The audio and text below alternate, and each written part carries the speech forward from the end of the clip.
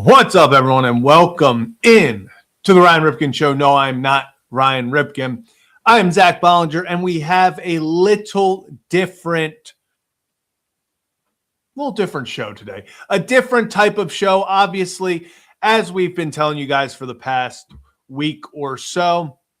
This is a time that we usually sit and we will take a break, but because we don't want the content to stop, we're working through it. But obviously, things are up in the air right now as we get some things figured out as we head into the baseball season. So, little different show today, and we decided that instead of kind of sitting here talking about nothing, instead of not having a show at all, in honor of Eddie Murray's 70th birthday being yesterday, we are going to show the entire 30-plus minute sit-down that Ryan had with Eddie Murray over this past summer, where he talks about everything throughout his career, growing up, his hitting philosophy, his batting practice philosophy. So a lot to talk about there. So if you're new to the channel, hit that like and subscribe button. And before we start this stream, wanted to head over to the other stream, our auto stream, $50 off when you mention the Ryan Ripken Show. A lot of stuff happening out there, a lot of weather. If you need anything done to your car, anything fixed up, head on over to our friends over at AutoStream, and they will take care of you. Tell them the Ryan Ripken Show sent you and get $50 off. Cannot be combined with other offers. But let's get right into it. Happy birthday to an Orioles legend, Eddie Murray. Last summer, Ryan sat down with Eddie and talked for over 30 minutes about everything. So here is that full Eddie Murray interview, and we'll talk a little bit on the other side. Hope you all enjoy. Big career. You've accomplished everything as an athlete that people could dream of, but then you even still don't look at yourself as big old Ed. Everyone that's screaming Ed, you don't think that way yourself. Oh, no. I got 7 sisters, and I had 4 brothers. Now, the brothers, the older 3 you didn't mess with. Well, there was 3 older than me. I didn't mess with them. The younger one, I could deal with Richard for a minute, and then he got bigger than me, and then that had to stop. But then you got 7 sisters. Your family was humbling you at a young age. Oh, yeah. You always had to be that way. Just being in the house. The girls did not fight, and with Dad around, you weren't supposed to fight them. But I tell you, the boys, my oldest brother, man, he was scary. And I remember there was times I think all the boys had the fear of my older brother more so than my father. Mm-hmm. My oldest brother was extremely strong. He could run like you wouldn't believe. I mean, he was just unbelievable. Never played baseball until he hit a ball in gym class. That's how he got noticed. And the guy, Phil Pope, was the main guy behind Moneyball with the Oakland A's, the movie. Yep. My brother and him went to that school, and he saw Charles hit a ball, and he rushed into the office, and he came back out. I got to see this kid hit again. He watches him hit, and he hits another one. Holy crap. So this goes down. So he says, come on out and try out for the team. And he goes, try for the team. He says, what team? And he has to find out that the high school had a baseball team. But he says, come on out. And he says, you have to ask my mother. He said, I'm sorry. What grade are you? He says, I'm a senior. And he says, I have to ask your mother? He said, yeah. And you got to find out to talk to Mom. He knew not to call back. He told my mother told him he had to get home and do chores and all of these things like we had a mansion. Now, I'm one of 12. Yeah. Do chores. Now, how big do you think our house is? But then how, Well, now I'm curious. Then you're saying you had 12. How big? How? Oh, no, we had bunk beds and stuff like that. I mean, it was technically cool, but it was, it wasn't. We weren't extravagant. You were packed in. Yes. You were packed in. Mm-hmm. It was a full house. Yes. To say the least. I said, 7 girls and 5 boys. Yeah. It was tough. It wasn't tough. It was really great. We didn't need anything. we were really our friends, our best friends. We in that house. That's how we grew up. Yeah. Mm-hmm. Well, that's why I always love going back to it. And, we'll get into with Ozzie Smith talking about playing with you. But everyone thinks, Ed, the upbringings of when you get to greatness, they sit there and go, well, you got to be so talented. I mean, and you have to have the talent, and you might think they have the resources. But for you just found different ways to play in the backyard, find ways to have fun. Do you have any of those young memories of back in the day with all the siblings where you were trying to, I don't know. I heard you tell one story about you and your brother to try to challenge yourself, right? That's how you learned that you could switch hit and throw with you could throw with your left hand too. Yeah. Well, in our house, as long as you were out of sight, you were good. You play all you want. Don't hit the house. It knocked the clock down, and whoever hit it had to come in and do some kind of chores, mopping the floors, and all of this stuff, doing it. This is how that started. So we had to play games to stay invisible. And I'll still say our best game we ever had, the top of the Crisco can that your mother and father used to fry chicken with and all. Yeah. You take that plastic top, and if you held it like you were going to lock it down, and if you threw it like this, you threw a curveball. Mm-hmm. But if you held it upside down, you could really throw a fastball and hold down the movement on it. But that's only that big. So we're playing, and we just really learned to play like that. And then we were hitting that so well with the bat that we pretended to break the broom one night. So now we got to hit with a broomstick instead of hitting with a baseball bat. And we had to play it and own up to it. It accidentally broke the broom. So we had to get a new broom.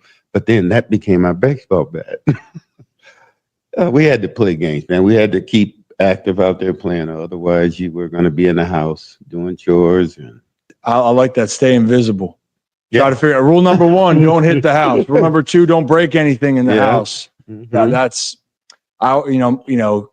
Dad, Calvin, what did you used to call him? You used to call him Junior back in the day? No, he was, when I heard your dad call him Bub, then he became Bub to me. So Bub was senior, but then what'd you call Junior? Junior? Junior was Bub too. They're all Bub. Okay, so they're all the same. And like I said, you should have seen the fights at shortstop, and he just had more energy than me. He would come in, he'd fight Ralph Salvon, he would fight, when Trey Benham got there, he would fight him and Sheets.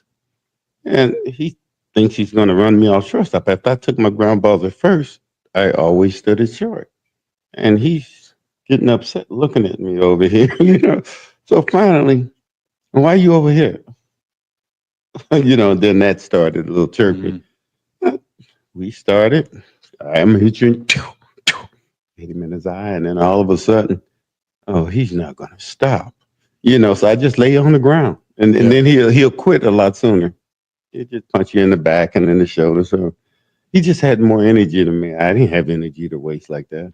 Yeah, he's a menace. Yeah. Believe me, I grew up with it at times. You had to deal with it on the ball field and in the locker rooms and off the field, more than I had to deal with in a setting there. You ever hear about the hockey games they had in the old Memorial Stadium locker room? The hockey games. It had it was a baseball they would play with, or they tried to do it with a socks and roll it up so tight, and they would hit and try to score in between these two lockers. But the locker was about that high, and oh man, this game to go forever. And they try to get me to playing with you. No, I mean, and Mr. Competitive over there, he's not allowed to lose. Right. And if you lose, guess what? You're going to play again. And I don't know if I told you a story. You ever play the card game cribbage with him at all by any chance? No. So he got obsessed with the card game cribbage. Mm-hmm. And we were flying back this was after he was done playing. We were flying back from South Africa. Mm-hmm. And guess who beat him in the trip back? Ooh. So I said, when we get back to the States, we're done. Game's over. Yeah. And of course I'm winning, and we have to take one more flight after we land in Atlanta to go back to Baltimore. Mm-hmm. He goes, no, the rule technicality, we're not home yet. Yeah. And I go, no, we're in the States. And he wouldn't let me go to sleep. He wouldn't let me relax. He then beat me 3 times in a row, flipped the switch, and he goes, oh, no, we're done now. just so he felt like he could win. No, that's him. He definitely hasn't changed, and he's offered. Yeah, you can stay with me. We got this bedroom, blah blah blah. But that's all to get the challenge in something. Yes, you're gonna play something, and then he's gonna want to win. Yeah. Oh, I knew him very well. I don't know how you dealt with him all those years, but he, I want to ask a little bit more on that relationship because even though he might have put the fear in you at times, and he'd probably be the other nickname that he had growing up for me was the Annoying Man, TAM, the Annoying Man. You gave him confidence. I don't know if maybe you did know that for all the years, but you gave him confidence as a young player because he felt like you were fearless out there. And I'll be honest, Ed, I wouldn't want to mess with you looking back at those days. I went back and looked at the 83 ALCS, the White Sox in Game 3. You got a ball that came a little bit up and in. That was after they hit him. It already hit him, but then you said some words back. And I just told him pretty much to do what you want to do. I said, you got another pitch, do what you want to do with it. But the thing that made us mad was Tony La Russa, who we hit their players with a couple of curveballs. Yeah. So they hit Rip before me. Well, hell, I didn't have the protection. Well, he had me hitting behind him. So I said, you always getting pitches. So anyway, I ended up I didn't move. And someone came up and says, Eddie, move. I said, if he flinches, I swear to you, he'll wake up in the hospital. And the Roos was standing right. I said, move. And he let it go. Well, that's when I took Richard Dotson deep. But then I saw him. And see, it don't stop there with me where I come from. But, we're in the hotel. And now he's trying to check in, and I'm like standing there, and I want something. I mean, I don't know if he thought I wanted to fight anymore, but no, it wasn't over with me. I think, but that was the mentality. I mean, that's kind of how you had that confidence, that fearlessness of, hey, you know what? Just so you know, I remember what you did, and I'm not going to back down from you. I think that's what made you so great. And talking to Ozzie Smith when I had him on, he said one thing. He said, I wish that I had Eddie's confidence. I'm like, was Eddie always believe in himself in the beginning? He goes, oh, Eddie. but it's true. I think, Ozzie was telling a story, Ed, when he was in college and said, he was ready to quit in college because he felt like he was the backup, wasn't playing. He didn't believe in kind of himself. How did you have belief in yourself from the jump? I mean, I know that's easier said than done for some people. It was just what we did all the time. We played. We didn't do a whole lot of losing. Our neighborhoods, I mean, we played against Hubie Brooks. We played against Alice Valentine. We played against everybody. Yeah. We had already played each other and growing up. But Ozzie ticked me off because he played with me. I mean, since I was 8, he was 9. Yeah. And the thing was he could really play. And it's like, what are you doing? I mean, all of a sudden he wasn't hitting the ball. And I'm saying, you're listening to too many people. I said, get them out of your head. Get them out of your head. You can play this game. And, it was a lot of that going on. Basketball, like I said, that was my point guard. And we played and we just went out there to be competitive, but we love just being active. Multi-athlete. You just wanted to go out there and play. Didn't matter what it was. Especially nowadays, it's a huge conversation with people of, well, you just got to be a baseball guy. No, go be an athlete. Go be a competitor. Go do what you got to do.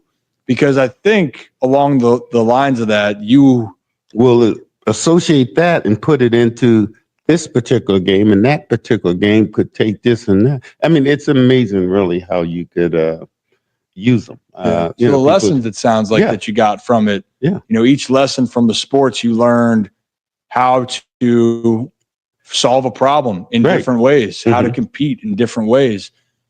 I got to ask then, because this is, you move forward. You obviously got drafted, had the opportunity. What was the first thing you learned when you got into the minor leagues then about being a professional ball player? Just keep an eye on some of these nuts. These were grown-ass men, excuse my language, but they were. And the one thing, well, there was actually 2 incidents. There was one where one of our teammates hit another guy with a bat. But there was a conversation that it wasn't for Dennis's ears, and he assumed he should be entitled to everything since he was in the car. Yeah. No, this one's past you, leave it alone. Right. And he called him something. He went to fill up the gas tank. He went in the trunk. He came out and he's chasing him with the bat. And he goes, oh, well, he's not going to hit me. Well, he finally decided to stop almost after a half a block. He would have taken it to the head if he didn't put his arm up. Wow. So you had to deal with that, and you learned that these guys are young still. You just had to grow up, and you did not, everybody thought I was nice, but I don't know if they saw you in moments you weren't smiling. But see, playing this game, baseball, everybody said, I laugh too much. I'm having too much. But then it's like, I'm mean. I mean, well, what am I? All the people that knew you knew and talked about how much they loved you, and all the ones that didn't know you, especially when they played, didn't want to mess with you because of that type of fear. Yeah. And that's what I was alluding to with my dad, is you gave him the confidence that, hey, you can be who you are off the field, and you want to have fun on the field. But also you shouldn't fear anybody on the field. You need to set the tone. I think that's what you did. You set the tone from the get-go. And I mean, how many you played for? Goodness, Ed. I'm trying to remember all the years you played. How many years you ended up playing? 3.5 in the minor leagues, and then there was 21 in the big leagues. That's it? Yeah. Only 21 years in the bigs? That was enough. And I was just so mad because I gotten hurt. That's why I retired. I swung, I threw the bat. I never threw the bat. I threw it to the mound, and oh, crap. I'm embarrassed as hell to go to the mound to go get the bat. So I go there, and I'm looking down, and I pick up the bat, I turn around, and I walk back. I get about 12 steps. Ooh, I don't have the bat. This controlled your hands closing. Yeah. And that's what I had torn. When they found it, they said they found it up here, and the doctor went running down the hallway, trying to get all the doctors to come. You got to see how big this tendon is here. Because I used to do stuff and, hit the ball, and I was just flick my wrist and stuff all the time. And what I was thinking of, there were times when I didn't guess right. Yeah. But I wasn't going to stand there and take the pitch, so I would flick it. And there were a lot of hits in that swing. and they would look at me and, they just couldn't understand how I do this. Well, also, what was the size of your bat again that you swung? Oh, well, that changed. My first year I was swinging a 35 length 32.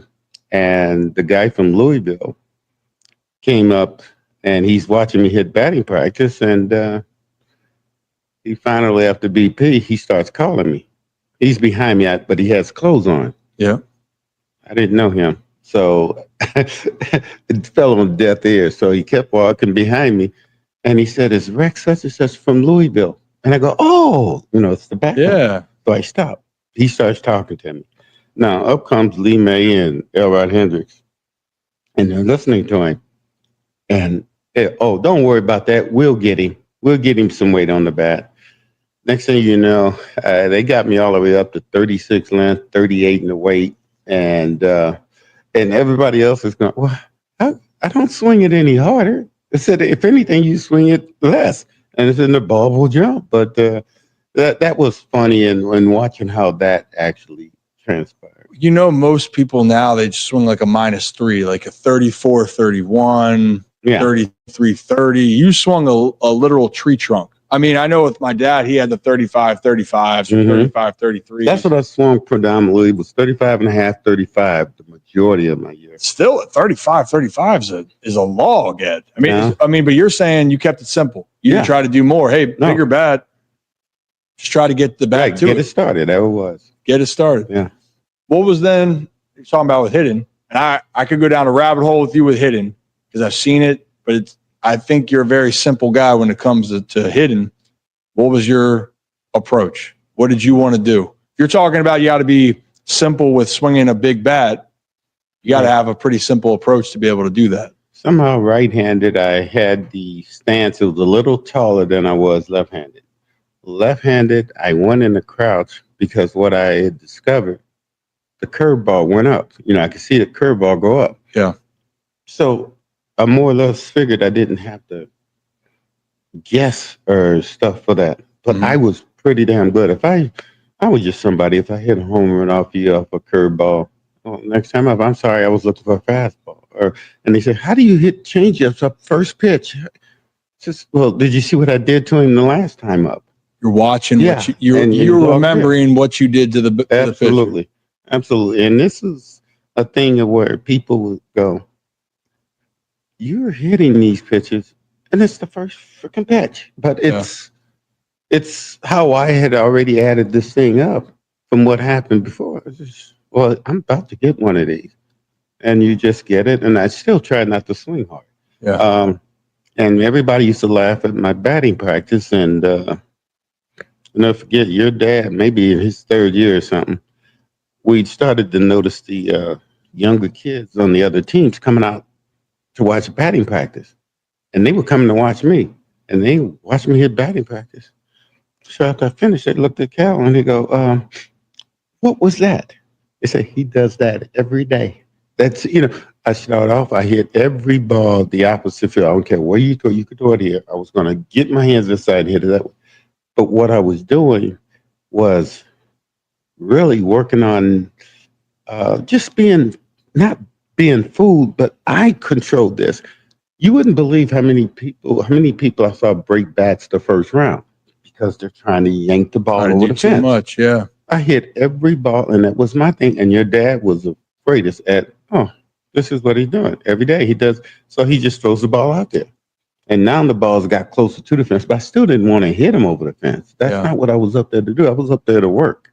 Yeah. It's hitting the ball the other way. And then as the rounds go by, you start to pull the ball. And I probably wouldn't hit one out until the last round. But that's just how I was. I mean, weren't getting paid for BP. Yeah, you don't get paid to be a 5 o'clock hitter, man. Right. You get paid if you hit them over the fence at 7. And that's, that was the philosophy I grew up on. Get your timing, get the feel, and then when you're ready to let it loose, I think it's fair to say you had enough power to do it if you wanted to. I know the stories of when they were figuring out, could you be a switch hitter?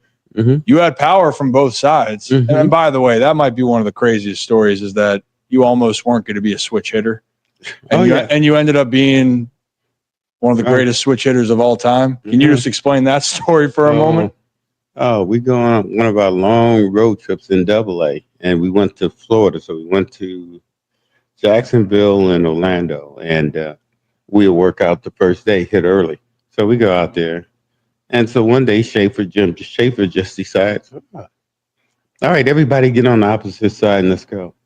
Well, everybody had hit, and I was the last guy. So out of the 5 swings, I hit 4 over the fence. Okay. So we go to Jacksonville. Same thing, I hit 3 over. So he's arguing the whole night on the bus with the Orioles up here in Baltimore. He's telling them, I found something.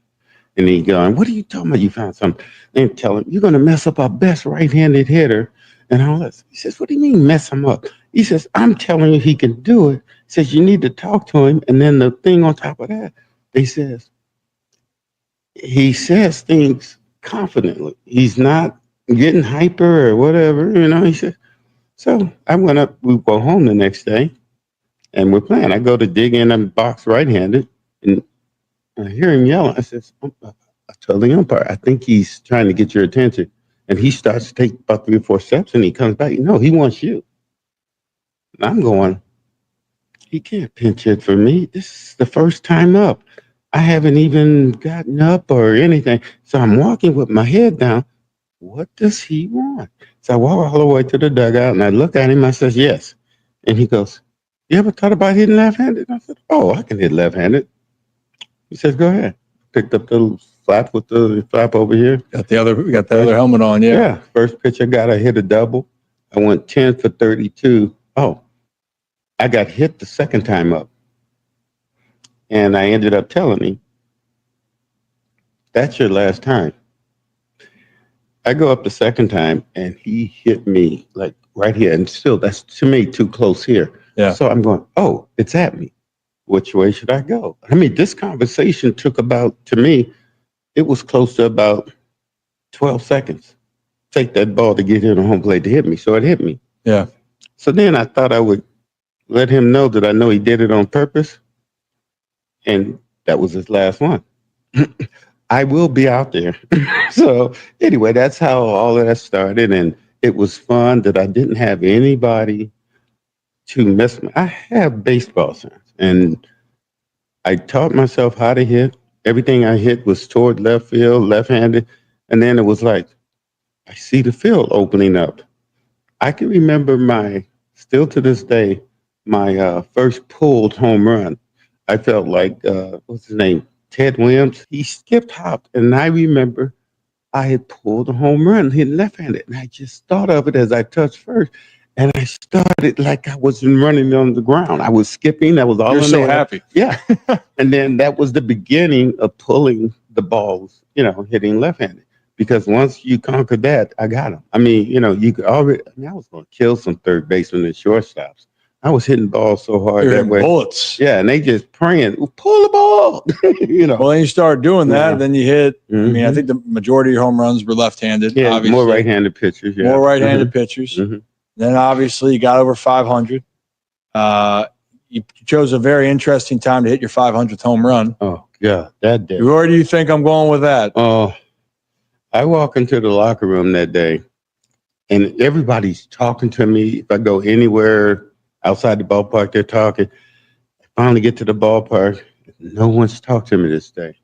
And walk in, and the first person I see is your brother. And I go, Rip, I said, I'm going to do it today. He goes, okay. So we go to do it. We're getting ready to run our sprints before the game. Yeah. So I run the first one. I turn around, I go to run the second one, and they got this stuff up on the board, Diamond Vision Hemp. And I go, oh, hell no. I didn't want to do it on this day now. It was a year exactly after the street, yes, right? it was. And I look up and I go, oh, heck no. And I'm saying, I don't want to do this now. He said, you've already said it, so you got to do it. And they could tell you, I would come in the dugout sometimes. I wasn't making out. And sometimes it could be the softest out. Yeah. And I walk in the dugout and I said, fellas, it says next time up, I said, he's going deep. And they were, oh, how's he saying this? He hasn't even hit a ball hard all day.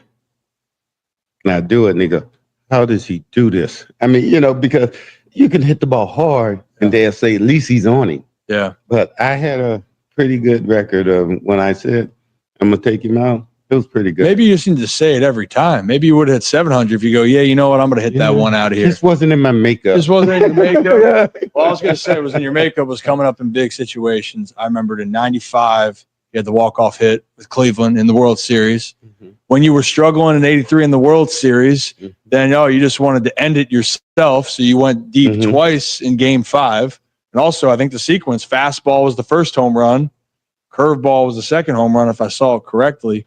Well, I got to tell you, see, only Richie Dower really, really knew what was going on. We were playing the Phillies in 83, and I go up, and after the game, we won the night before. So he comes over, and he says, kid, how you feel? How you feel? I was always the youngest on the team until my 7th, 8th year. Yeah. So Richie said, how do you feel? How you feel? I said, I feel all right. And he starts running around the locker room. The kid's guaranteed it. The kid's guaranteed it. So I go up the first time and I hit the first home run. So I come back, I shake everybody's hand, I sit down. And after I sat down, I looked down at the bench. I said, Richie, I said, that's not it. So I go up the second time and I hit the next one. I come in, shake everybody's hand, sit on the bench. I said, Richie, that's not it. So I go up and they bring in Al Holland, a left-handed pitcher. And what people don't know, and the reason why I don't talk to the media, that's when I kind of hurt my wrist. So I didn't want to, you don't let people know when you hurt or whatever. Yeah. So, and I'm standing at home plate just outside the box. I says, I got one swing. Then I hit it in the upper deck, the third deck in Philly, just fouled. And I go, oh, because then I'm done. I'm shot. So I poke a base, hit the right field, and well, what are you doing? You hit the ball way up there. I said, I got nothing left here. Not for about another 20 minutes. Yeah. And then you can get your swing and stuff together. And then people didn't know I had my shoe. I got hit in the foot with a pitch. So they had to cut my shoe open. So give that bone on your big toe. They had to give it some air, some Let it breathe. Yeah. So people didn't know that. I said, don't tell people anything. I'm going to play anyway. So why let us know what's Why let wrong them know with that you? you're hurting? Right. Competitive advantage, Ed. What I love that you talk about is you don't give in.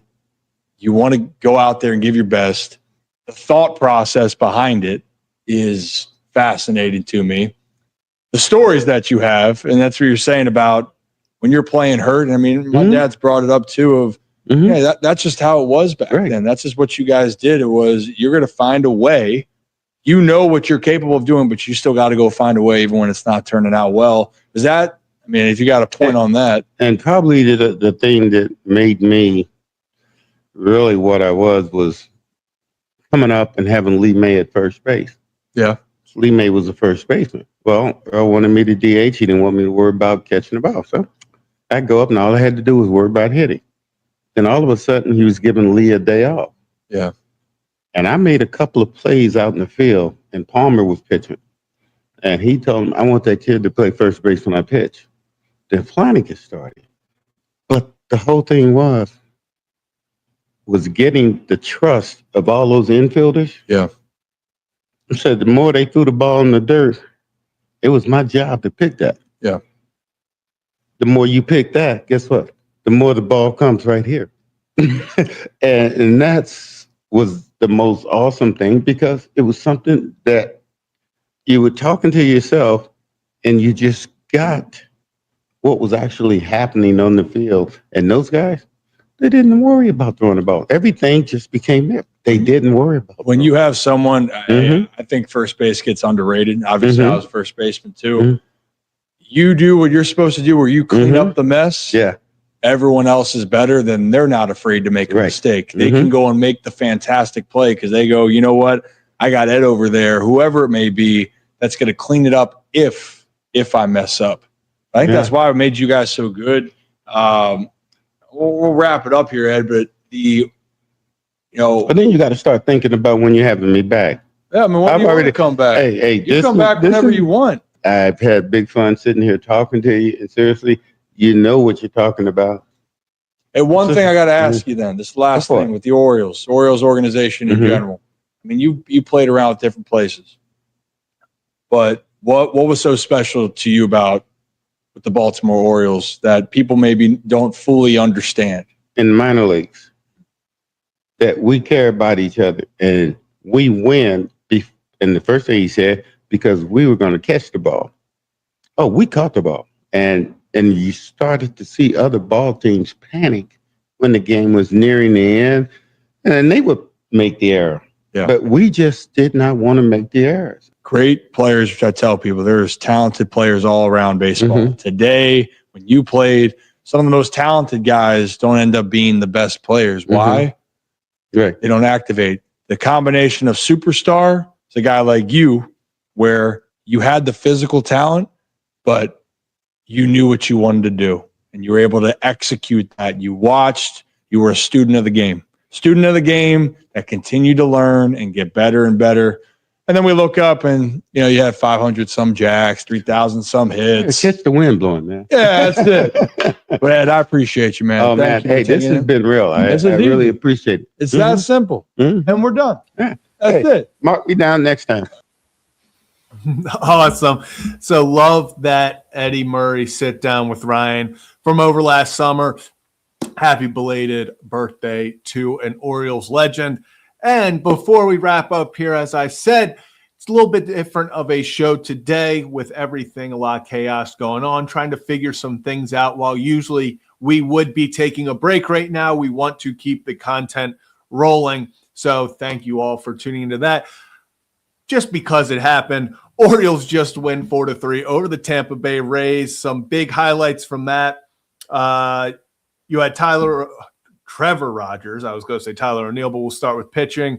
Got Trevor Rogers, 3 innings pitched, just 1 hit, no earned runs. He is looking exactly like the Trevor Rogers of last year, which I'll be honest, I wasn't sure if that's what to expect or what we were going to see from Trevor. Obviously, big shoes to fill from last season, but to start off spring training. And that's the big key words there, spring training. This is still spring training. The statistics don't mean anything, but for a team looking for Trevor Rogers to keep taking that step and hold him to that ace standard, this has been a fantastic start to the spring for him. Tyler Wells, 1 inning, 2 Ks, no hits, no walks, no runs. Love that for him. Tyler Wells can be a weapon in the bullpen. We've been talking about it a lot on this show. I genuinely believe the best place for him to be is let him focus on being a weapon out of the bullpen. Don't do the whole, oh, he might start sometimes. Is he out of the bullpen sometimes? That doesn't help anyone. Let him get a role. Let him get comfortable in it, because we all know how dominant of a pitcher Tyler Wells can be. It's just about having that role to succeed in. Love seeing that from him. Home run from Vance Honeycutt was the difference in the game. Goes out there on a 94-mile-an-hour fastball. Vance Honeycutt, I mean, if his approach can just change, if he can cut down on strikeouts, get the average up a little bit, the power is there, the defense is there for Vance Honeycutt, the former first-round pick. It would be really cool to see him put it together, to see if he can take those steps. So maybe by August, by September, maybe beginning of next year, we see Vance in Baltimore. He's got an electrifying swing. He's got a bunch of power. Then how about Tyler O'Neill? Another RBI today, got a double. He was actually, I believe, 2 for 2. Yep, 2 for 2. I mean, how fun would it be if Tyler O'Neill stayed healthy? How fun would it be if Tyler O'Neill stayed healthy? If he can give you 100 games this year, 110 games, 120 games, probably not going to go above 130. But if he can give you that sort of on-field availability, because for Tyler O'Neill, the best ability is availability. When he's on the field, he's going to rake. He's going to hit home runs. So if he can stay healthy, he looks thinner this year. He looks slimmer. He's still jacked. But you can tell that maybe he focused a little bit more, as he said, on the, stretching and flexibility. Would be really awesome to see him take those next steps. Pete Alonso, 0 for 3, 2 strikeouts, cut him, waste of a contract, let's overreact, all of that. But besides that, nothing really stands out from the game. It was obviously good to see a few guys, Taylor Ward also getting a hit. So awesome to see from guys like that. We also had an Adley Rutschman walk. If he's getting on base, this team is going to be dangerous. So that's going to do it for this kind of short little show. And no, we're not actually cutting Pete Alonso. We're not actually cutting Pete Alonso. That was just a joke. We're not cutting Pete Alonso. But that's going to do it for this short little show. A little different than usual, but we wanted to continue the content and have something out there for you all to enjoy. So I hope you all enjoyed the Eddie Murray sit down in honor of his 70th birthday yesterday. But before we end this stream, we're going to head over to AutoStream, where if you need anything done, any issues with your car taken care of, head over to our friends over at AutoStream, where you can get $50 off. Well, you mentioned Ryan Ripken, cannot be combined with other offers. So head on out and go check out our friends over at AutoStream. We will be back to our normally scheduled show tomorrow, most likely. Actually, I know we have a guest tomorrow. So we will be back with our normally scheduled show tomorrow. We have an awesome guest joining us I think people are going to really enjoy. But that's going to do it for this edition of the Ryan Ripken Show. A little bit different today. Thanks for bearing with us. Thanks for sticking with us during these kind of hectic times right between football and baseball season. And we will see you all tomorrow for another edition of the Ryan Ripken Show.